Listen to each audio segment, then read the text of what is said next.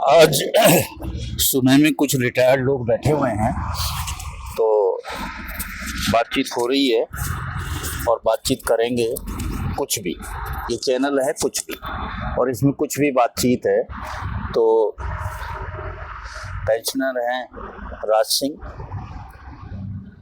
चौधरी बलबीर सिंह, राठी साहब, मैं भी पेंशनर हूँ, और आर के मीना साहब भी पेंशनर हैं। यहाँ ये सब सुबह की चाय ले रहे हैं राजस्थान में, और अभी बातचीत शुरू हो रही है। तो सबसे पहले, क्योंकि ये चैनल कुछ भी है और इस पे हम कुछ भी बात करते हैं, तो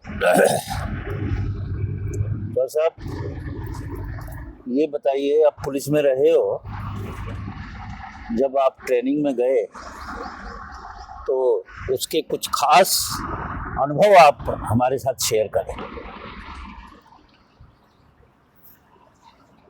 हमने मुरादाबाद पुलिस ट्रेनिंग कॉलेज में ट्रेनिंग की है। वहाँ का वातावरण, वहाँ का डिसिप्लिन बहुत ही अलग था। और डीआईजी साहब जो उस टाइम पर प्रिंसिपल थे, इतने तजर्बेकार आदमी थे। वो बताते थे कि पुलिस अफसर को अपने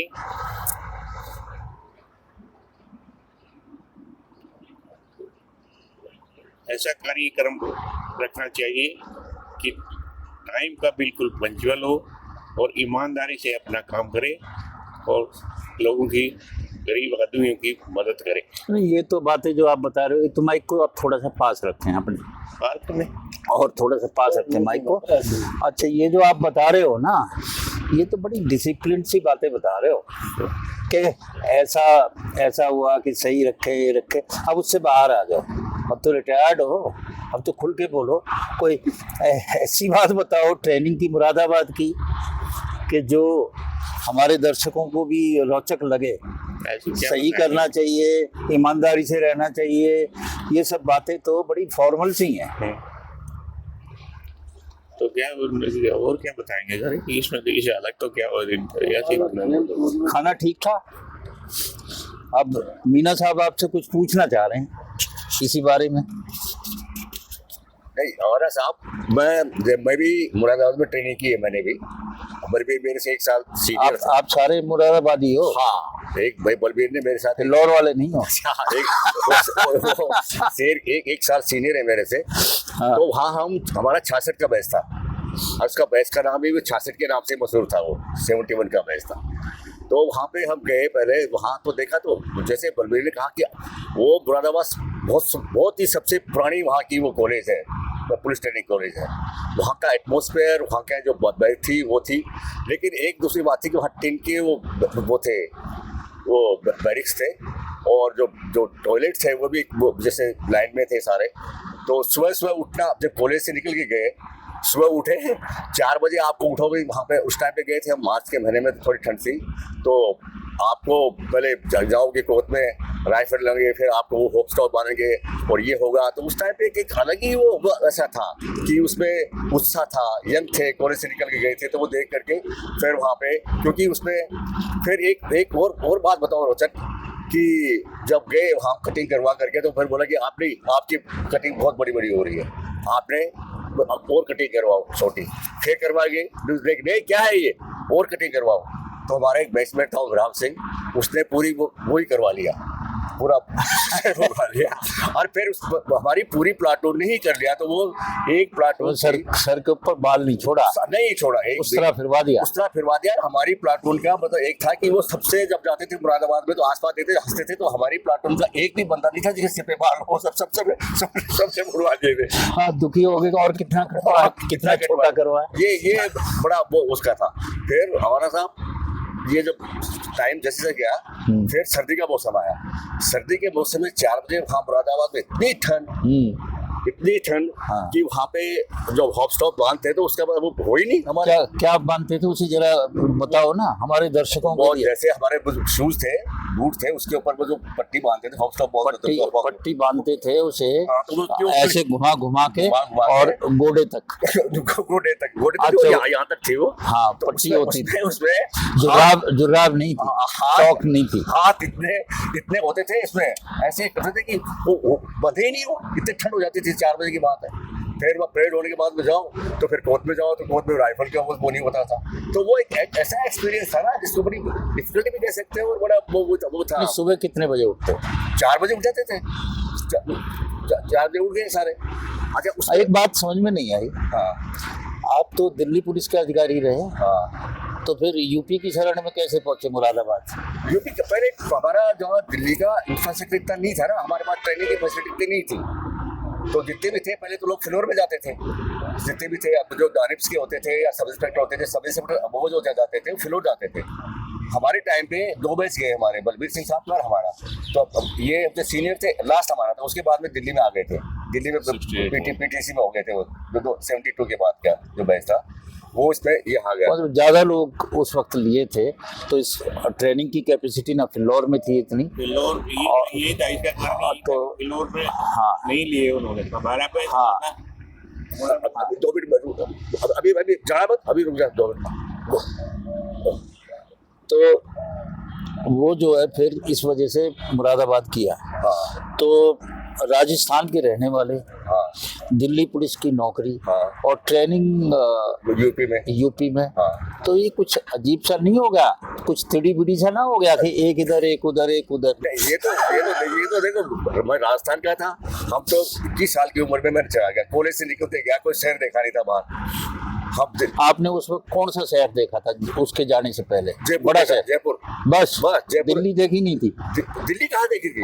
जयपुर फिर मैं जयपुर गया, बीए किया, एमए लिया एडमिशन अजमेर में, वहीं में सिलेक्शन हो गया। तो मैं चला गया, मेरे को शहर का भाई एक थ्रिलिंग थी ना। तो जब आपने पहली बार दिल्ली देखी तो आपको कैसा अनुभव हुआ? मेरे को ऐसा बताऊँ, वो भी एक अलग अनुभव है। हाँ। आया तो हम गए पहले न्यू पुलिस लाइन में जाकर के वर्दी वगैरह ली, सारा कुछ किया। और फिर बाद में जब चलते तो वहाँ पे मैंने एक देखा, वो गर्मी के दिन थे, मार्च का भर गर्मी आ गई थी, तो एक पानी की थी वो रेडी टाइप से, तो प्यास लगी। पहले बोतल तो नहीं होती थी पानी की, तो उसमें 5 पैसे का वो पानी था। 5 पैसे का पानी भी बिकता है यहाँ पे। वो जो रेहड़ी के ऊपर पहले मशीन का ठंडा पानी लिखा रहता था और एक ऐसे बनकर फिर पंप मार के वो वाला, तो वो था। तो मैंने फिर मैं जब गया। अच्छा, आपको एक ताज्जुब ये हुआ कि भाई पानी भी कोई बिकने की चीज है। और ये मैंने सही बताऊंगा वाना साहब, ये बातें मैंने मेरी माँ से शेयर की जाकर के। हाँ। माँ, दिल्ली में तो पानी भी बिकता है। अरे पानी बिकता है दिल्ली में? एक अजीब ही की बात थी, बड़ी अचंभे की बात। हाँ, तो भाई 5 बजे में गाँव में कहाँ पानी, अच्छा खासा पानी था, सारी कुछ थी। शहर के भी जयपुर अजमेर के अलावा देखा ही नहीं था। दिल्ली तो बहुत दूर की बात है। दिल्ली गए, दिल्ली में लेकिन देखा कि पानी बिकता है दिल्ली में, तो दिल्ली तो ऐसे ही उसमें है। फाइनली हम वो मुरादाबाद गए, बात ट्रेनिंग की हो रही है। मुरादाबाद में भी एक हमारा साहब हमारे सामने एक बड़ी कई घटना ऐसी हुई जिसमें बड़ी रोचक भी है, कोई ट्रेजिक भी है। हमारा एक बैचमेट था चौधरी सतपाल सिंह, वो आर्मी से रिटायर्ड था, वो हमारे बैच का था। तो वो हमारी सुबह वो जब होती है तो परेड होती है ना, तो उसमें मस्कट वगैरह होती है, उसमें वो लगती है, वो वो लगती है। तो जब कंधे शस्त्र करने के बाद में बाजू शस्त्र, फिर कंधे शस्त्र लगाने के बाद में ऐसे उसको ऐसे लेके जाता है। तो एक गुरनाम सिंह हमारे बैच का था, मतलब बच्चा मतलब उसी टोली में था। तो उसने जो ऐसे बैरिट की ना, तो सतपाल के आंख में लगी उसी। अरे ऐसे मैं अपने दर्शकों को बता दूं कि 303 राइफल होती थी ट्रेनिंग में, और उस 303 राइफल के ऊपर एक बैनट लगता था। और वो एक तरह से एक छुरा होता था, क्योंकि अगर गोलियां खत्म हो जाएं तो फिर राइफल से आप सीधा बतौर एक छुरे के इस्तेमाल कर सकते हो। वो क्लोज जो फाइट होती थी उसमें इस्तेमाल होता था, और जो ड्रिल होती थी ट्रेनिंग सेंटर्स में वो बैनट लगा के और वो राइफल की थी। तो जब उसको उसने बाजू शस्त्र किया तो उस बाजू शस्त्र में उसकी जो है उसका ध्यान नहीं रखा, और उसकी जो आंख में वो बैनट लग गया, राइट आंख में उसके बैनट लग गया। फाइनली उसको दिल्ली शिफ्ट किया गया, और उसकी आंख मतलब ये बड़ा ट्रेजिक हमारी उसका हमारे पास बहुत ही ट्रेजिक था, और वो बहुत ही बढ़िया हंसी मजाक वाला एक्स आर्मी ऑफिसर सारा वो था। लेकिन ये हमारा अच्छा, मैंने ये सुना क्या, कई बार देखा भी है कि ट्रेनिंग में कई बार मौत भी हो जाती है। ट्रेनिंग इतनी सख्त ट्रेनिंग होती है कि मौत भी हो जाती है, और मुरादाबाद में तो कई मौतें हुई। मौतें तो हमारे ध्यान में नहीं थी मौतें कुछ ऐसी। तो एक तो ये ट्रेजिक हुई, दूसरी क्या है, मेरे साथ भी क्या हुआ ये भी इंटरेस्टिंग है। मेरे साथ क्या हुआ, जब शाम को पीटी होती थी तो लॉन्ग जंप भी होता था उसके अंदर। तो मैं शुरू में जब कॉलेज में था, स्कूल में था, तो लॉन्ग जंप मेरा अच्छा था हाइट के हिसाब से। नहीं, राजस्थानियों को तो वैसे भी फिजिकल ठीक रहता है। तो उसमें क्या हुआ, तो मैं जंप कर रहा था, तो जंप करने के बाद में मेरा जो ये ना राइट है वो लेफ्ट में अटक गया इसमें। मतलब जब जैसे ही आपने पुश किया उसको, हाँ, तो जंप नहीं कर पाया। हाँ, पुश करते ही इसमें वो होता है, तो मेरा ये फ्रैक्चर हो गया ankle. This is very very very painful and tragic. थोड़ा अच्छी बात है। तो चलो ठीक है, लेकिन मेरा एक्सपीरियंस ये भी तो है ना। एक एक्सपीरियंस फिर आज मैं बताता हूँ उसमें दूसरा हंसी वाला। तो हमारी 3 प्लाटून थी, तो हमारी प्लाटून कभी फर्स्ट नहीं आई। और जरा सहदेव सिंह हमारा जो था उस्ताद था, बहुत ही सिंसियर, बहुत ही मतलब हंसमुख, बहुत ही बस सीरियस था कि मेरी प्लाटून फर्स्ट क्यों नहीं आ रही, 1-2 क्यों आ रही है हमेशा। लेकिन हमारी आई ही नहीं कभी जिंदगी में। क्यों नहीं आई, किसी का कदम नहीं मिलता था, किसी को था। नहीं, ये जो कमी थी ये उस्ताद की थी? नहीं, उस्ताद की नहीं थी। उस्ताद आप इसलिए कह रहे हो कि यहाँ पे उस्ताद बैठे हुए हैं? नहीं, उस्ताद देखो, उस्ताद की कमी नहीं, मैं पहले ही बोला, उस्ताद की कमी तो बिल्कुल नहीं थी। उस्ताद वो सिंसियर था, बहुत सिंसियर था, वो सीरियस था, और वो डेडिकेटेड मतलब ट्रेनिंग दिलवाता था। उस ट्रेनिंग के बाद कितनी बार आप अपने उस्ताद से मिले? नहीं मिल पाया, एक बार भी नहीं मिल पाया। बड़ी दुख की बात है, इसमें कोई बुरा है कि हम नहीं मिल पाए। एक बार आए थे हमारे जो सूबेदार थे, तो उनका वो किसी से मिलके चले गए, कोई काम था, लेकिन हमें बताया पूरी उसमें बैठने कि वो उस्ताद आए थे। क्योंकि हमारी ट्रेनिंग खत्म हो गई 5-4 साल तक, तो हम वो थे, वो अपने कुलीग थे, वो मिलते रहते आपस में, सारी बातें कर, कौन कहाँ ट्रेनिंग में, कौन डी कोर्स कर रहा है, क्या कर रहा है। तो उस टाइम में किसी ने बताया कि वो सूबेदार साहब आए थे, तो लेकिन हम। अच्छा, आप ये बताओ मीना साहब, आज भी जैसे आपने अभी आज का खाने का जो मेनू दिया है, आपने गट्टे की सब्जी और दूसरा क्या सिंगरी की सब्जी है। तो राजस्थान के तो बहुत सारे ऐसे खाने हैं जो बड़े अच्छे हैं, और आपको यहाँ से उठा के पहुँच गए आप मुरादाबाद पुलिस ट्रेनिंग कॉलेज में। तो वहाँ का खाना पीना और यहाँ का, दोनों में आपको कैसा महसूस हुआ? अलग ही था?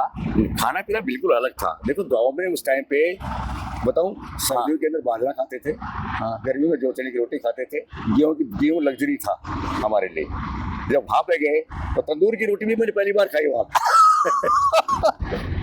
लेकिन वो करके शाम को जब जाते थे तो वहाँ पे मुरादाबाद में एक बात होती थी कि वहाँ पे इतनी सख्त ट्रेनिंग में, सख्त क्या बड़ी डिसिप्लिन ट्रेनिंग तो थी, लेकिन इतनी सख्ती थी कि फ्लोर में थी। तो शाम को हमारी कैंटीन में जाते थे, हम कैंटीन में जाकर के वहाँ पे जो भी वो दूध के साथ में क्या रूह अफ़ज़ा मिला करके, वो ये मेरे लिए नई एक्सपीरियंस था कि मैंने रूह अफ़ज़ा, रूह अफ़ज़ा हुआ पहली बार पिया? पहली बार तो नहीं पिया, लेकिन हाँ वो दूध मिला करके जो था पहली बार, कुछ चीज़ें बहुत पहली बार हुई। नहीं, पर आपके तो परिवार में आपके बड़े भाई जो थे वो आर्मी में थे, तो एक तरह से आपको कुछ तो डिसिप्लिन फोर्स का पता था? बिल्कुल पता था। मेरे दोनों बड़े आर्मी में थे, आर्मी में थे, 4 आर्मी थे, वो आते थे, छुट्टी आते थे तो जो वो पहनते थे, वर्दी पहनते थे, तो वो आके वो देते थे वो, क्योंकि आर्मी वाले होते थे शुरू में वर्दी में ही आते थे गाँव में आके, टेंट के सब वर्दी भी आते थे, देखते थे, तो वो जो पहनते थे वो हमने पहने शुरू किया ना, मतलब यार मुझे तो वो वर्दी दूर से है, उनका तो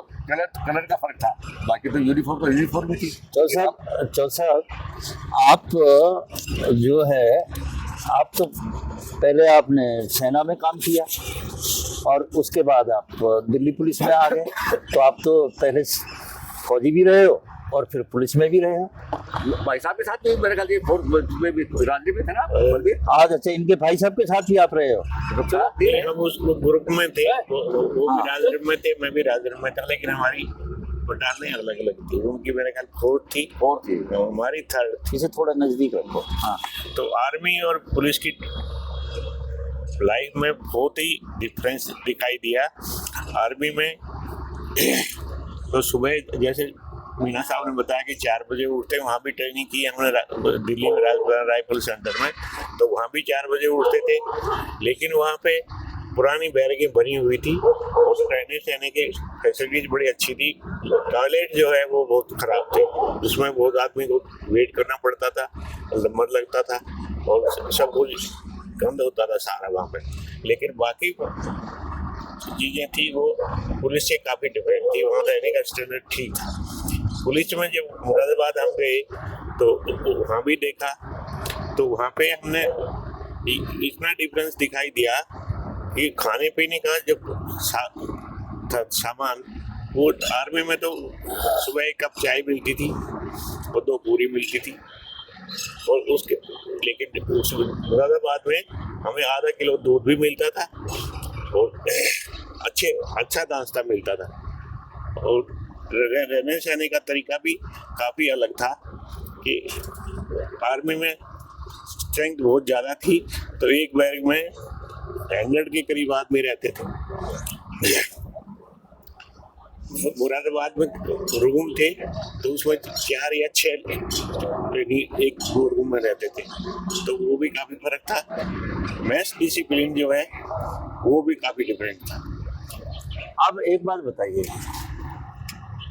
आप भी हरियाणा से गए थे और हरियाणा में आपका है झज्जर, दादरी चरखी दादरी बोल जी, वहाँ से आप गए, तो दिल्ली में तो उससे पहले आप आते जाते होगे?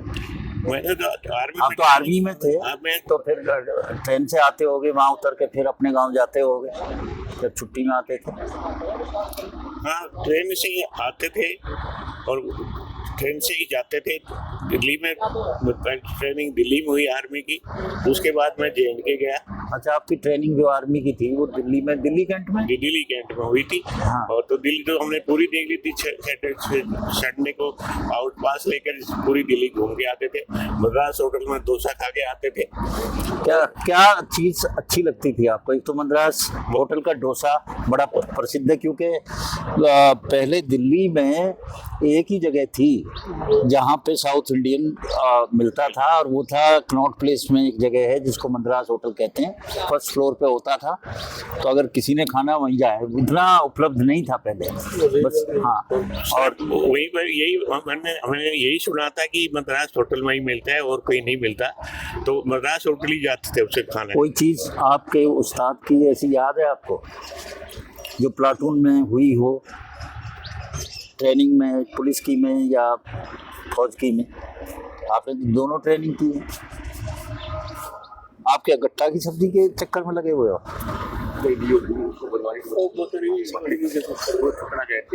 अच्छा, उसकी बकरी चोरी हो गई? 4 पकड़े हैं। 4 पकड़े। बकरी रिकवर हुई कि नहीं? नहीं, कितने की थी इसकी? कितनी बकरी चोरी हुई? उसकी 8, इसकी 4, इसकी भाई 12। अरे बेचारे को बहुत नुकसान हो गया। नहीं, एक बकरी कितने की है? डिपेंड करती है, 25,000 की बकरी है। तो बहुत लॉस हुआ बेचारे गरीब आदमी का। चलो, आप देख लेना उसके बाद में। तो चौसा साहब आप बताओ क्या सर, और क्या बताना है कि आप जो कह रहे थे, मैंने कहा कोई उस्ताद का, प्लाटून का कुछ भी ऐसा इंसिडेंट जो याद आता हो इतने वर्षों बाद? इंसिडेंट तो ऐसे बहुत हुए। JNK में हम जब गए ट्रेनिंग में तो डिफरेंस था। ट्रेनिंग के पुलिस के उस्ताद अलग थे और आर्मी के अलग थे। आर्मी वाले तो सिर्फ सजा देने में रहते थे। एकदम से जगह छोटी मोटी गलती हो जाए, हाथ नहीं हिला या कदम नहीं मिला तो चक्कर लगवाने के बाद ग्राउंड का पूरा चक्कर लगा के आओ।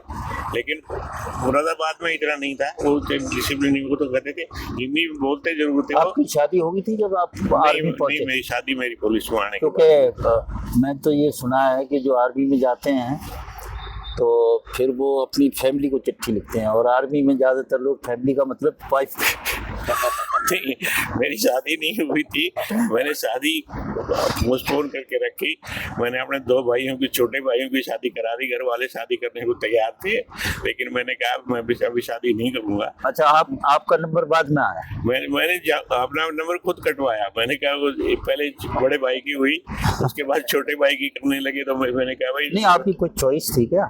चॉइस नहीं थी मैंने लेकिन ये था कि मैं ये सोचता था, चॉइस का कोई था ही नहीं। चॉइस का तो उस टाइम पर कोई था ही, कोई पूछता ही था। घर वाले जो कहते हैं वो मानना पड़ता था। लेकिन मैंने तेज हो गई। अच्छा, घर वालों को मैंने काफी उनके खिलाफ रहा है, मतलब इस बात में। वो कहते रहे, आखिरी में फिर उन्होंने धमकी दी कि हम छोटे की कर देंगे। मैंने कहा था कर दो, तो छोटी की। पर आपकी जो शादी हुई, आपके ससुर साहब से भी हम लोग मिले थे, और नहीं, वो तो मीना साहब के ससुर थे जो फौज में थे। हाँ, वो भी फौज में थे। हाँ, तो जो आपकी जो बैकग्राउंड है, फिर आप वहाँ से पुलिस में आए। तो पुलिस में आने के लिए आपकी पत्नी ने प्रेरित किया था या आपका मन था? नहीं, कोई मन नहीं था। आर्मी में कमीशन लेने के लिए मैं भर्ती हुआ था कि कमीशन अफसर बनेंगे। 2-3 बार चांस मिले, लेकिन मैं नहीं हो पाया। तो मैंने 5.5 साल के अंदर ही डिस्चार्ज ले लिया, और आगे मेरी एक पार्ट बीए का एक पार्ट बचता था, तो पार्ट मैंने वहीं से कर लिए थे। फिर एक वो पार्ट वो किया, फिर मैंने अपना एमए में एडमिशन लिया। लेकिन बाई द वे जो है, वहाँ मेरिट में एडमिशन लिया था, वहाँ पे कर्फ्यू लग गया, हम दिल्ली आ गए। तो आप एक बात बताओ तो साहब, आप एजुकेशन कोर में थे, नहीं? किसमें थे आप? Rajpura rifle. Education infantry battalion. अच्छा, उसमें नहीं था। तो फिर हमने 65 की लड़ाई लड़ी है पुंछ में। 65 की। हमारी बटालियन काफी आगे चली गई थी पाकिस्तान में, काफी कैजुअलिटी भी हुई हमारी उस दिन आप पाकिस्तान रिटर्न हो? नहीं, मैं खुद तो जा नहीं पाया। मैं थोड़ा इंटेलिजेंस सेक्शन होता है एक, उसमें ना सियालकोट से 8 किलोमीटर रह गए। हाँ, तो इंटेलिजेंस सेक्शन होता है जो नक्शे पढ़ के और उनको गाइड करता है कि कौन अच्छा, वो करते थे। मैं उसमें था। हाँ, तो मैं सोचा कि ये कि तो वो जो मैप रीडिंग वगैरह मैप रीडिंग करते थे और उनको रास्ता बताते थे, गाइड करते थे कि इस रास्ते से जाओगे, ये रास्ता होगा। दिशा का कैसे ज्ञान करें? हाँ जी, दिशा का ज्ञान कैसे करें? पूरब कौन सा है? पूरब कौन सा? आप सूरज से करें, पके हुए फलों से करें, मंदिर का जो मुंह है उससे करें, मस्जिद के मुंह से करें। वो सब कुछ सोच के ये ड्रिल में शामिल है। ये बताना, ये बताते थे लोग किस तरह से आप दिशा का क्या ज्ञान कर सकते हैं। तो मैं आपको बता रहा था कि मैं आर्मी में कैसे, पुलिस में कैसे आया। मैंने कभी सोचा भी नहीं था। मैंने एमए में एडमिशन ले लिया था और वहाँ कर्फ्यू लग गया। मेरिट में से हॉस्टल में था, मैं हॉस्टल खाली करा दिया, हम दिल्ली आ गए। दिल्ली में मेरा एक दोस्त था पार्लियामेंट हाउस में सिक्योरिटी अफसर, उसके पास मैं ठहरा। उसने कहा दिल्ली पुलिस की वैकेंसी निकली है, अप्लाई कर दो। हमने फॉर्म ले लिया पुलिस हेडक्वार्टर के जो कश्मीरी गेट था वहाँ से जा करके। तो उसमें एक क्लास थी कि एम्प्लॉयमेंट एक्सचेंज में अपना नाम दर्ज होना चाहिए। हम दरियागंज गए एम्प्लॉयमेंट एक्सचेंज में नाम दर्ज कराने, लेकिन उस दिन छुट्टी, रिस्ट्रिक्ट की छुट्टी थी। तो जो एक लड़की काम करती थी नाम लिखने का, वो उस दिन छुट्टी पे थी। उसने कहा कल आना। रात को जो है कर्फ्यू हट गया, हमारे कॉलेज खुल गए, तो मैं वापस मेरिट चला गया। और फिर मुझे लेटर मिला कि आप नाम रजिस्टर नहीं है एम्प्लॉयमेंट एक्सचेंज में, हम आपको कंसीडर नहीं करेंगे। मैंने उसका कोई पर आप तो एक्स सर्विसमैन थे। हाँ एक्स सर्विसमैन था, लेकिन एम्प्लॉयमेंट एक्सचेंज में नाम जरूरी था। ये कौन से सन की बात कर रहे हैं? 69 की। 69। अच्छा। तो मुझे लेटर आया वहाँ पे दिल्ली प्रिंट में कि हम आपको कंसीडर नहीं करेंगे, आपका नाम अगर आपका योर नाम has not been registered in employment exchange. मैंने उसका कोई जवाब नहीं दिया और ना ही मैंने नाम रजिस्टर कराया। लेकिन उसके बाद भी मेरे को कॉल भी आ गई, मेरा सिलेक्शन भी हो गया, मैं सिलेक्ट हो गया, तो मेरी एमए भी छूट गई और मैं पुलिस में भर्ती हो गया। और फिर तो उसके बाद ट्रेनिंग करी मुरादाबाद, और उसके बाद तो डिप्टी आपको जो उस्ताद है कभी आए आपके? नहीं, हमारे डीआईजी साहब आए थे, वो तो साथ नहीं आए कभी भी, लेकिन डीआईजी तो गवर्नर सिंह आर्या वो आए थे दिल्ली में, और उन्होंने सबको कॉल किया कि मैं उनसे मिलना चाहता हूँ जो मुरादाबाद गए थे। हम 88 थे टोटल, हमारे टाइम में ज़्यादा भर्ती हुए थे, 138 आदमी, 40 आदमी फिलौर गए थे, बाकी मुरादाबाद गए थे। तो ओल्ड पुलिस लाइन में हमसे उनकी मुलाकात हुई, तो उन्हें पूछा कि जो हमारी ट्रेनिंग में कोई ऐसी कमी रहेगी वो बताओ, या कुछ आपको डिफिकल्टी रहेगी तो वो बताओ। तो लोगों ने काफ़ी खुल के बात करी डीआई साहब से उस टाइम पर कि आपकी ट्रेनिंग में और प्रैक्टिकल लाइफ में काफ़ी डिफरेंस है। तो लेकिन उन्होंने कहा कि ये तो आपका जो पुलिस का रूल रेगुलेशन है उसी के मुताबिक काम करना पड़ेगा। अच्छा। राठी साहब, उमेद राठी साहब ड्रिल इंस्ट्रक्टर रहे हैं, और यहाँ आप 2 ट्रेनिंग्स की बात सुन रहे थे, और आप पुलिस के बड़े लंबे समय तक ड्रिल इंस्ट्रक्टर रहे हैं। तो जब आप ट्रेनिंग देते हो और सख्ताई भी करते हो, और मैंने तो आपको देखा ट्रेनिंग जी, तो मुझे आप ये बताओ कि एक उस्तादों की परंपरा है कि जैसे एक प्लाटून है, और एक प्लाटून में कितने लोग होते हैं ट्रेनिंग? 25 लोग। हाँ, लगभग 24-25 होते हैं, बाकी एडजस्ट करते हैं जो भी है। तो उस्ताद जो है 25 के 25 का कुछ और नाम रख देता है। यहाँ से जाते हैं पढ़ लिख के, और उसका नाम होता है साहब हैं उमेद सिंह राठी, पूरा नाम। तो सबसे पहले तो वो सरनेम को ख़त्म करते हैं, किसी का कोई सरनेम नहीं, और उसके बाद अपनी तरफ से उसका एक छद्म नाम दे देते हैं, पूरे के पूरे उसका। और फिर वो इतना पॉपुलर हो जाता है नाम कि उसके साथी भी उसे उसी नाम से लेते हैं। तो जो आप ये नामकरण करते हो ट्रेनिंग्स का, इसकी क्या विधि है कुछ? वैसे इसमें हर एक इंस्ट्रक्टर तो नहीं करता, लेकिन कुछ इंस्ट्रक्टर कुछ नहीं, सभी करते हैं लगभग। डिपेंड करता है जवान की परफॉर्मेंस पर। कोई ज्यादा कमजोर होता है तो उसको थोड़ा वॉकअप करने के लिए उसका कर देते हैं। अब जैसे मैं बताऊं, मेरा छद्म नेम उस वक्त मैं मूंछ रखता था, तो मुझे मोटे मूंछ वाला कहता था मेरा उस्ताद। अच्छा, एक हमारे बैच में था, वो थोड़ा चुस्त दुरुस्त और वैसा था, उसको जापानी कहता था। और एक था, उसको महावीर कहता था, उसका नाम था ब्रह्मपाल, और उसको कहता था महावीर। तो उसने एक दिन कहा उस्ताद जी को कि सर मेरा नाम जो है वो महावीर नहीं है, ब्रह्मपाल है। तो उसने कहा नहीं, पिछले बैच में भी तेरे जैसा एक नालायक था, उसका नाम महावीर था, तेरा भी नाम महावीर है।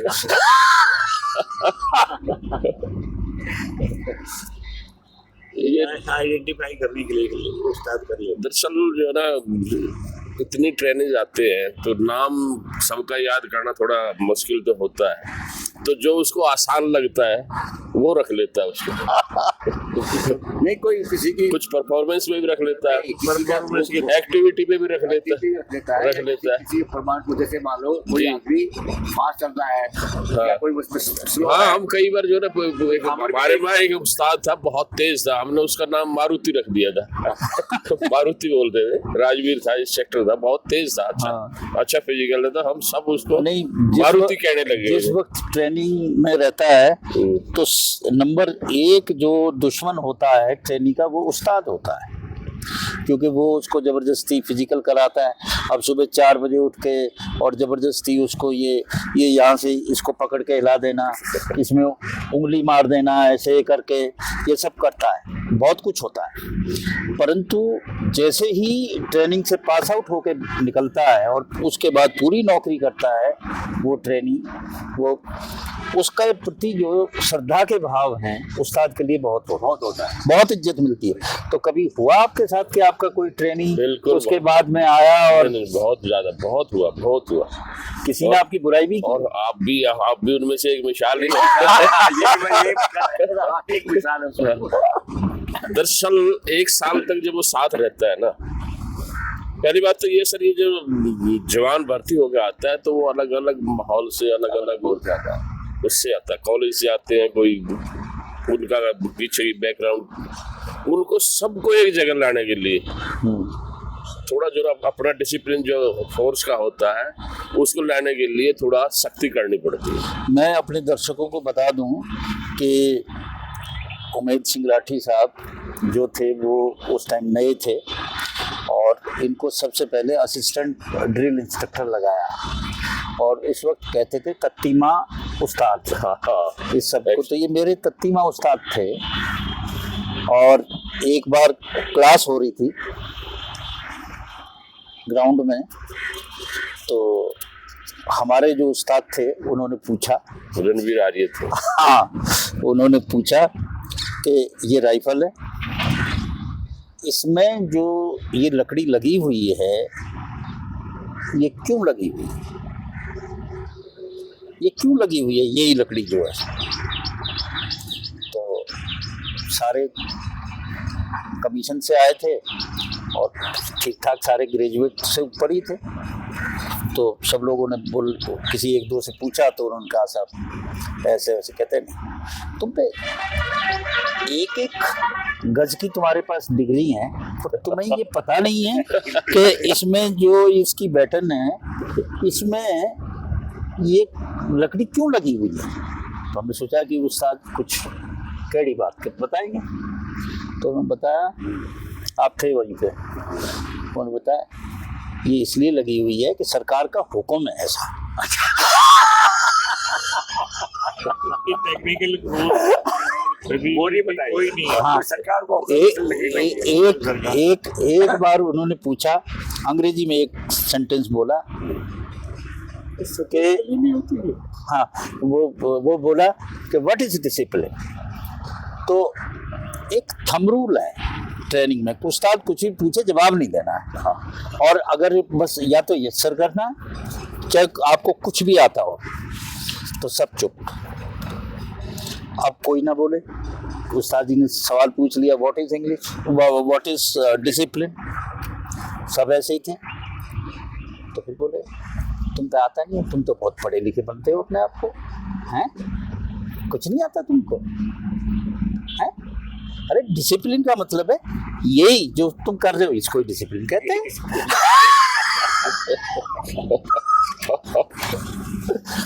तो आपको तो मीठी यादें होती हैं। बहुत कुछ पता है। आप ये मुझे बताओ कि ट्रेनिंग में एक 2 चीजें मुश्किल होती हैं जो मैंने और आप सबने भी देखा होगा, एक तो घोड़ा और दूसरा जो है रस्सा जी। ये दोनों जो है मुश्किल है। और रस्से में भी फर्स्ट क्लास चलाना होता है एल शेप में, और मेरे जैसे लोगों के बस की ज़्यादा एल शेप बनाना नहीं था, हम तो 3rd क्लास रस्सा भी मुश्किल से चढ़ते थे। तो आपकी क्या ट्रिक है ऐसी कि जो आदमी फर्स्ट क्लास बन जाए? उसके लिए जो ना जवान को हम रीच की एक्सरसाइज कराते हैं ताकि पेट के मसल मजबूत हो, हेल्थ पोजीशन बनाने के लिए। दूसरे बाजुओं के दूसरा जो बाजुओं की जो ना पुशअप वो जो कराते हैं एक्स्ट्रा, उससे कराते थे। तो यही था कि जो ना जवान मजबूत हो जाए और उसकी जो ना मसल जो है ना अंदरूनी और ये बाजुओं की सहनशील हो जाए, ताकि वो अपने वजन को बखूबी उठा सके। एक वो कहते थे ना, पीटी की जो टेबल होती थी, क्या बोलते थे, धड़, हाँ, बाजू धड़ टांग, बाजू, धड़ और हाँ, टांग, हाँ। उसकी एक सेट होता था सीक्वेंस थी और उसकी सीक्वेंस थी पीटी की टेबल की। PT table. हाँ, जी बाजू, धड़ और ये। अच्छा, एक बात बताओ, थोड़ा सा टेक्निकल सवाल पूछ रहा हूँ कि पहले 303 राइफल ही ड्रिल के काम आती थी, फायरिंग भी उसी से कराते थे फायरिंग भी करते और थे। दूसरी राइफल नहीं हाँ, थी। बाद में तो अब आधुनिक वेपन अब ये जो है 303 को बदल के और इंसास कर दिया और ड्रिल भी बदल दी। जी जो दिल्ली पुलिस की ड्रिल थी पहले, वो थी कि साइड से पैर लगाते थे, उठा के पैर नहीं मारते थे। अब जैसी आर्मी में है वही ड्रिल जो है अब पुलिस, दिल्ली पुलिस में कर पुलिस दी। की अलग थी, हाँ, इसके ऊपर आप खासकर दिल्ली पुलिस की। हाँ, और दूसरी पुलिसों में तो जो ना आर्मी की तरह से ही था। और ये तो सर बदली भी आप ही रही थी, आपके नेतृत्व में बदली। जब आप मैं प्रिंसिपल था, प्रिंसिपल आए, जब जो ना बन के आए थे, तो मुझे आपने- पता है कि आप भी उसमें थे। और फिर हमने एक ट्रेनिंग करी थी और जो जितने उस्ताद थे उनकी भी, क्योंकि वो तो सारे ट्रेंड हुए थे उसमें, और ड्रिल एक बदल गई और बड़ा इसका हंगामा, रेजिस्टेंस हुई थी और 303 को हमने हटा के इंसास किया था, क्योंकि वो अब कहीं ड्रिल में आ नहीं रहे। आप मुझे केवल ये बताओ कि ये जो चेंज था ये ठीक था या नहीं? देखो, जो ये लोग कर रहे थे उनके लिए हाँ, थोड़ा मुश्किल था, नहीं, नए के लिए मुश्किल तो ये कोई बेहतर। नहीं होता, मुश्किल 2-4 बार होता है, फिर वो उसी अनुसार डल जाता है। मुश्किल थोड़ा उसलिए पड़ता है कि जो उसने पहले जो ट्रेनिंग ले ली तो उसको चेंज होने में थोड़ा समय लगता है, लेकिन जब नया जवान आता है और उसको उसी तरीके से ट्रेन करेंगे तो वो सीख जाता है नया जवान। और जो सबसे बढ़िया बात तो ये रहा कि हमारी जो फोर्स है दिल्ली पुलिस, ये 15 अगस्त पे आर्मी, नेवल, एयरफोर्स के साथ जो हमारी एक टुकड़ी होती है जॉइंट, तो हाँ, तो उनके साथ हमारी भी जो होती है, तो उनकी ड्रिल अलग थी और हमारी जो ना जो सप्लाई करते थे अलग थी। तो उसमें थोड़ी दिक्कत आती थी उन जवानों को ट्रेंड करने के लिए, लेकिन फिर वो जब वो यही हो गई तो अब वो आसान है उन जवानों को, क्योंकि वहां पे भी वो मजाक करते थे आर्मी वाले, बोला क्या गधे की तरह लात मार रहा तो वो अब सॉल्व हो गया। एक उस्ताद जी एक बात और बताओ, ये और फोर्सेस के लोग कई कहते हैं मुझसे, दिल्ली पुलिस लगातार पहले नंबर पे आती है 26 जनवरी की परेड, जी हमेशा पहला जीतती है, कोई एक आध बार छोड़ दो, नहीं तो लगातार जीतती रहती है। ये सचमुच ड्रिल अच्छी है या कोई जुगाड़ है? कोई जुगाड़ नहीं है, हमारे जो ना ये जवानों की मेहनत, इंस्ट्रक्टरों की मेहनत, हमारे अफसरों की मेहनत। जो दिल्ली पुलिस का स्क्वाड है उसकी खासियत क्या है? खासियत तो अब तो खैर सभी करने लगे, न देख तो हमारे सर 6 फुट से अबाव जवान होते थे। अच्छा, जो पूरी उसमें हैं वो 6 फीट से ऊपर होगा, हाँ, एवरेज हाइट 6 फीट 2 छः- इंच या 3 इंच के करीब होती जी है। सर, ये तो अब जो ना हमारी नकल करने लगे दूसरी फोर्स भी, वो भी 6 फुट के जवानों को लाते। दूसरा जो हमारा बाजू था ना, हमारा बाजू हिलाने का था, वो हमारा पूरा हिलाते थे। मतलब बताओ जरा थोड़ा सा। पूरा ये जो ना कंधे से थोड़ा सा ऊंचा कर देते थे और स्टेप बैंड हुआ पड़ा सीधा हाँ सीधा कर देते थे, हाँ, तो वो अच्छा लगता था। वे अपना नीचे रखते थे, वो इतना जो ना वो अच्छा नहीं लगता। मतलब बात ऊपर हाँ, आता था, तो वो स्मार्ट चलता नहीं, हुआ जो कंधे से पूरा- ऊपर जाता था या नीचे? नहीं, कंधे से थोड़ा हल्का सा ही जो ना, एक ज्यादा ऊपर नहीं, कंधे के समान ही रहता, लेकिन थोड़ा सा ऊपर कर देते थे, तो उसमें जवान चलता हुआ स्मार्ट नजर आता था, जैसे ये बहुत स्मार्ट चल रहा है। ये तो अच्छी ट्रिक है। एक ट्रिक और जो लोग कहते हैं कि आप लोग करते थे जब आप कंटिंजेंट को ट्रेंड करते थे, कि उसको कंधे शस्त्र पे मार्चिंग कराते थे। जी अब जो कंधे, एक तो 6 फीट 2-3 इंच का जवान, हाँ हाँ और फिर कंधे शस्त्र तो 10 फुट से ऊपर पहुंच गया। हाँ, उसकी राइफल जो ना ऊपर जाती थी। तो अब जो बाजू शस्त्र करके आ रहे हैं, परेड कर रहे हैं बाजू जी। में, बगल और शस्त्र, उसमें बगल तो- शस्त्र होता है, हैं? बगल हाँ, शस्त्र। बगल शस्त्र करके आ रहे हैं वो, और वो तो बड़ा उसका देखने में ही फर्क लगता है। जी, तो ये भी एक ट्रिक। वो सुंदरता, स्मार्टनेस और सुंदरता दोनों ही चीज होती थी उसमें, क्योंकि एक तो वो राइफलों की जो सीक्वेंस दिखाई देती थी कंधे पर एक रखी और भी फायदा, जी, जो बाहर से आते थे और फोर्सेस के, वो कहीं और प्रैक्टिस करते थे, और आप तो उसी होम ग्राउंड पे करते थे जहाँ पे 26 जनवरी होती है। जी। तो दिल्ली पुलिस को तो ये भी फायदा है। उसमें मेरे नहीं, वो आते तो वो भी वहीं पे थे। आर्मी के जो ना जितने भी हैं, जो तीनों फोर्स के जवान थे, वो वहीं जो ना कुछ समय तो अपने अपने ग्राउंड में, जैसे हमारे भी जो ना अपने NPL में करते थे अभ्यास। फिर बाद में वो कुछ दिन रह जाते थे, 15-20 दिन पहले से, फिर वो अपने यहीं इस पे इंडिया गेट पे ही करते थे। एक और और उसमें आर्मी के भी जवान भी जो ना वहीं करते थे। इसमें होता है कि मैं एक बताऊंगी, आपने स्मार्टनेस की बात वो कर रहे हैं, क्यों आता है? तो हाइट तो थी, लेकिन यूनिफॉर्म का जो पैटर्न था, हाँ जी, जिसमें आपके पैटर्न पैटर्न का जो उसमें ऊपर जो साफा बांधते थे, उसके बाद होती थी, इसका भी एक उससे और हाइट बढ़ जाती थी। और ये इट लुक्स वेरी ब्यूटीफुल, मतलब वो बहुत अच्छा लगता था। तो इसमें फंसाने का एक ये भी मेरा ख्याल से ये है। जी सर, आपको वो अपने दूसरे जो ना, जो अपनी कैप में आते थे साधारण में, अच्छा, हमारे वो पुरानी जो ना। एक सवाल और पूछूंगा जी आप तो उस्ताद हो, आपके भी तो उस्ताद रहे हैं, जी, आपका क्या अनुभव रहा अपने उस्तादों के प्रति? बस अच्छा अनुभव रहा। पहले जब जाते थे तो सख्ती तो होती थी, क्योंकि हम जब पहले, मैं 74 में भर्ती हुआ था, तो हम जब गए तो खैर मेरे लिए तो इतना मुश्किल नहीं हो, क्योंकि मैं किसान का बच्चा था, खेतों में खूब काम किया था, और थोड़ा वो गांव में कहेगा ना कुपेड़िया थोड़ा कुपेड़िया मतलब ये कि थोड़ी जो ना एक्स्ट्रा जो ना भी करता रहता था। जैसे शाम को खेल लिए कानी घोड़ी, पकड़म पकड़ा, फागुन के अंदर जो ना ग्रुप बना के 10-12 इकट्ठे हो जाते तो पकड़म पकड़ा खेल लो। हरडो खेत में डले पड़े हैं, चने पूरक, उनमें का भागते फिरते रहते थे ऐसे ही। तो वो थोड़ी हमें जो ना उसका थोड़ा फायदा मिला फिजिकल का, लेकिन फिर भी जो हमें जो पुश कराएगा ना, पुशअप, तो हमारे ये भर गए। तो और चट खाना खाते थे मैस में, टुकड़ा तोड़ के मुंह में देना मुश्किल हो जाता था। अकेले ही खाते थे? नहीं वो तो मैस के अंदर नहीं, एक आपकी दिल्ली पुलिस में बड़ी मशहूर जोड़ी रही है, हैं? हाँ, उस्ताद सतपाल की और सतपाल आपकी, जी। और जी हाँ। वो अब रहे नहीं, बड़ा दुर्भाग्य की बात है, और बड़े जिंदा दिल इंसान थे जी। और आपकी जोड़ी शक कितने नहीं। साल रही? तो आप ड्रिल में दोनों साथ रहे? 78 से लेके और रिटायरमेंट तक, एक ही दिन हम रिटायर हुए थे, वजीराबाद से। हमारी बहुत अच्छी फ्रेंडशिप थी, कभी दिल नहीं लगता था तो मैं चला जाता था दूसरी यूनिटी में। जब हम आए तो लोग इतवार को तो हम तकरीबन मिलते ही थे। पर मैंने ये फिर भी देखा है कि जितने ड्रिल के उस्ताद हैं उनका आपस में मेल जोल, और रिटायरमेंट के बाद भी जो है उनका बना रहता है, वो बना रहता है, वो बड़ी अच्छी बॉन्डिंग है। हाँ जी। और बड़ा अच्छा रहता है, इतना और नहीं। आप कोई और ऐसा कोई रोचक किस्सा आप सुनाना चाहें? ट्रेनिंग का मैं एक रोचक किस्सा सुनाऊंगा, बहुत ही रोचक है जी। पनिशमेंट तो हम भी देते थे। जो जवान जो ना कोई लेट हो जाए या कुछ और शरारत कर दे, अनडिसिप्लिन हो जाए, तो उनको जैसे डुडू चाल चला दिया, फ्रंट रूल करा दिए, या जो ना दौड़ लगवा दी कि जो ना ग्राउंड के चक्कर लगाओ हैंड अप करके, राइफल करके।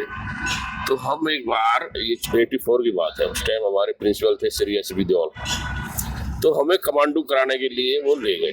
हालांकि हम कमांडो खुद कराते थे जवान, लेकिन उसमें क्या था कि भाई आपको बेनिफिट हो जाएगा और आप चलो। उसमें सर्विस का जो था वो था थर्ड, नीचे 30 साल से नीचे कर सकते थे, हमारी सभी 30 से ऊपर थी। लेकिन फिर भी वो बोले आपको फायदा हो जाएगा, इसमें जो ना तनख्वाह में आपका इजाफा हो जाएगा और आप चलो। हम चले गए वहाँ।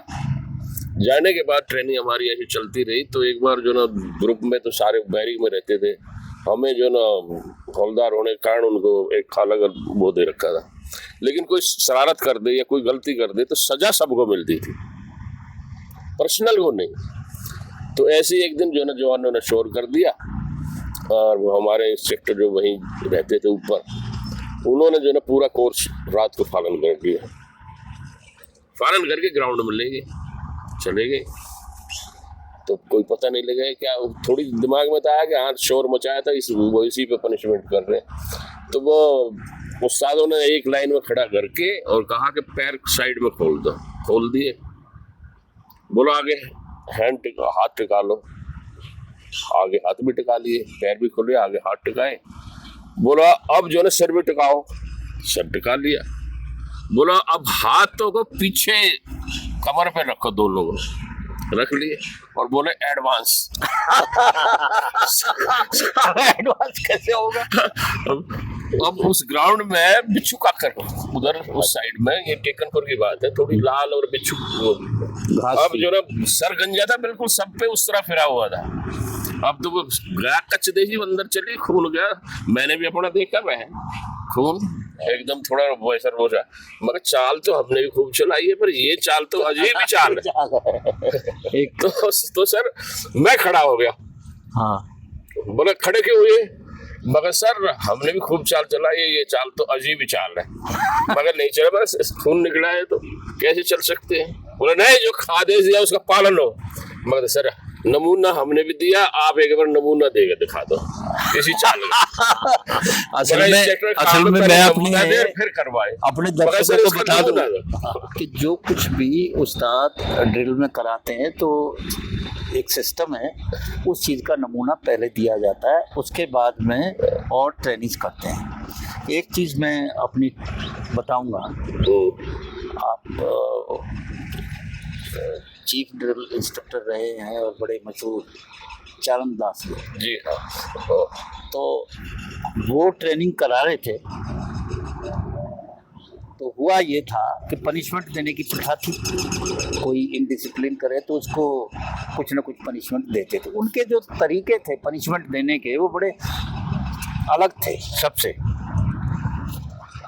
तो रात को कुछ ट्रेनिंग जो है रात में भाग गए। अब हाँ, और वो रात को गिनती हुई, डबल फालन बजा, उसमें पकड़े गए। अब जब उसमें पकड़े गए तो अगले दिन सुबह उन्होंने बुलाया, सारी परेड खड़ी थी कि जाओ भाई, एक कटोरी लाओ, उसमें पानी लाओ और एक शीशा लाओ। एक शीशा लाओ मुंह देखने का, तो सबके पास थे अपने अपने। तो कहते बैठ जाओ, जो भागे थे बैठ गए, सामने शीशा रख दिया और कटोरी जो है कहते बाएं हाथ में पकड़ो, कहते हैं अब दाएं हाथ से नाक पकड़ो। तो इसमें डुबो और कहो कि हे प्रभु, मैं जिल्लत से मर रहा हूँ, मुझे बचाने। मैं इसमें डूब रहा हूँ जिल्लत में, मुझे बचा दे। ये उसका एक हिस्सा। दूसरा हिस्सा, शीशे में अपना मुंह देखो। तो सबने ऐसे देखा, उस शीशे को देखकर उसमें अपने मुंह पे थप्पड़ मारो, चपत मारो और कहो कि हे जलील, तू बैरक छोड़ के क्यों गया?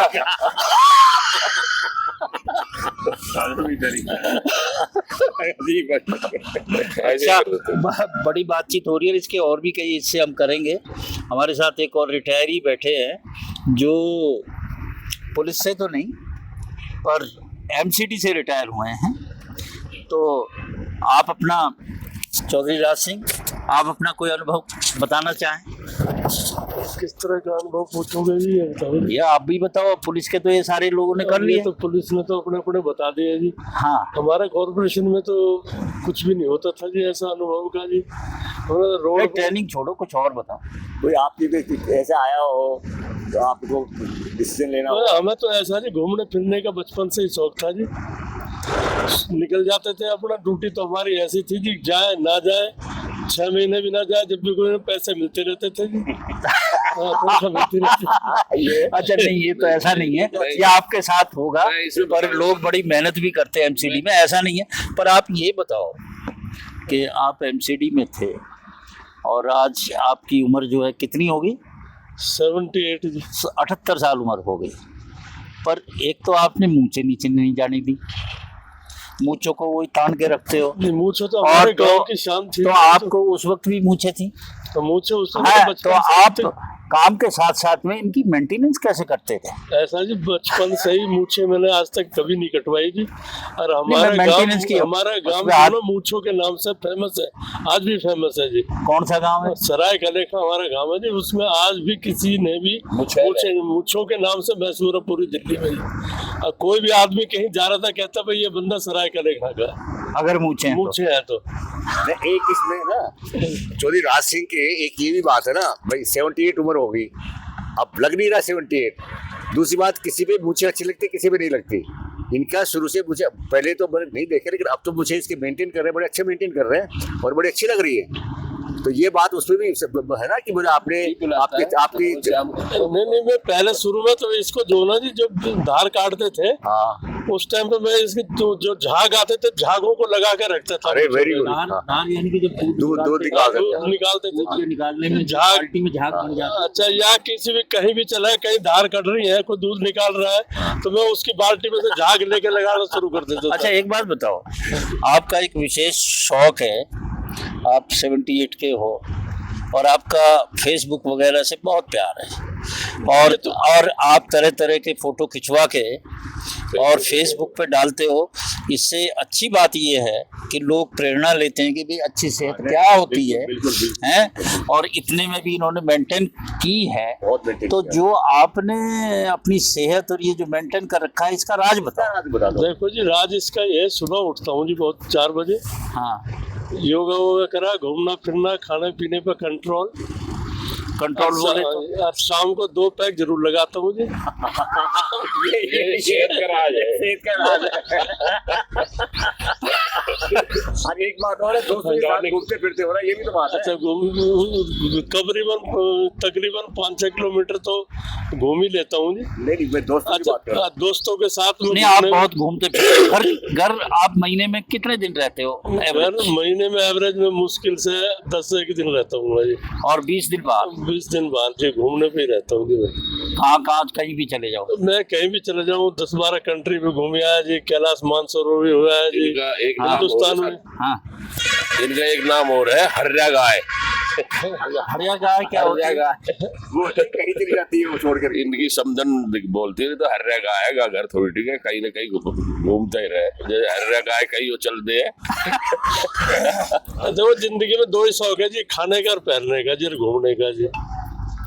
चलो, ये तो आपकी। अच्छा, आज थोड़ा लंबा हो गया क्योंकि बेतकल्लुफ इसमें हमने अपने जो चैनल है कुछ भी बैठे बैठे और उसी को प्रदर्शित करते हुए, कुछ भी बैठे बैठे में हमने ये एक नए आज उसमें आए हैं। और इसमें कोई फॉर्मेट नहीं होता, कोई भी फॉर्मेलिटी नहीं होती, कुछ भी कोई स्क्रिप्टेड नहीं होता, जो जिसके मन में आता है सवाल करता है, पूछता है। आपने किसी ने और कोई बात कहनी है तो बताएं। ये कहना है कि 26 जनवरी की परेड में मेरा भी सिलेक्शन आना था हाइट के बेस पे। कि 6 फुट तो पूरा 6 फुट तो नहीं, आपकी हाइट कितनी है? मेरी हाइट 5 से 11 है, 11 से थोड़ी फालतू है, बल्कि पूरी 6 नहीं है, थोड़ी कम है। तो मेरा भी सिलेक्शन हो गया था 66 में, लेकिन मैं उस टाइम पढ़ाई कर रहा था, मेरे पार्ट 2 का एग्जाम था। मैंने वो मेजर साहब जी ने सिलेक्शन किया था, उससे रिक्वेस्ट करेगी सर मेरे एग्जाम होगा अप्रैल में, तो अगर मैं परेड में जाऊंगा तो मेरी स्टडी सफर करेगी, मुझे एक्सक्यूज कर दो। तो उन्होंने मुझे एक्सक्यूज कर दिया था, नहीं तो मैं भी ये गेट पे 26 जनवरी की परेड में शामिल हाँ सिलेक्शन हुआ था, लेकिन अपनी पर्सनल कार्ड में पार्टिसिपेट नहीं कर पाए। नहीं, कोई बात नहीं, फिर से परेड कराते हैं पुराने लोगों की। अच्छा, आप एक बात बताओ चौसर, आप जो है, जो लोग रिटायर्ड हैं, बुजुर्ग हैं, उनको क्या संदेश देना चाहते हो? मैं यही संदेश दूंगा जी उन लोगों को जी, अपना खाने पीने पर कंट्रोल करें, शाम को डांस करें, खाएं पिए, मौज लें। तो आज इन्हीं शब्दों के साथ हम सब विदा लेते हैं। और अभी ये गट्ठे की सब्जी और सेंगरी का वो हो रहा है, इसके बराबर मीना साहब निर्देश दे रहे हैं कैसे बनेगी।